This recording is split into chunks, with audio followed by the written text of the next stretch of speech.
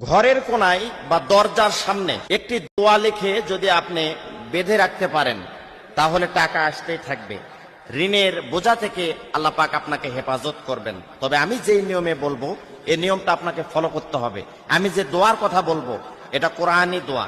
এই দোয়াটা আপনি লিখে যদি দরজার সামনে কোথাও গোপনে বেঁধে রাখতে হবে, মানুষে দেখলেও কোনো সমস্যা নেই, তবে আপনি যখন বাঁধবেন তখন গোপনে বেঁধে রাখবেন এবং মানুষকে ওপেনলি বলার দরকার নেই যে এর ভেতরে কি আছে না আছে। এবং আপনি রুমের যে কোনো একটি কোনায় এই নিয়মে, আমি যে নিয়মে বলবো এই দোয়াটি লিখে আপনি সুন্দর করে যদি বেঁধে রাখতে পারেন তাহলে বিভিন্ন বিপদ বালা মুসিবত থেকে আপনার পরিবার, আপনার ফ্যামিলি, আপনার ঘর নিরাপদে থাকবে এবং আপনার অভাব অনটন, দুর্ভিক্ষ, উৎকণ্ঠা, পেরেশানি এগুলো থেকে আল্লাহ রাব্বুল আলামিন কিন্তু আমাকে আপনাকে হেফাজত করবেন। দেখুন, গোপনে ঘরের কোনায় দোয়াটি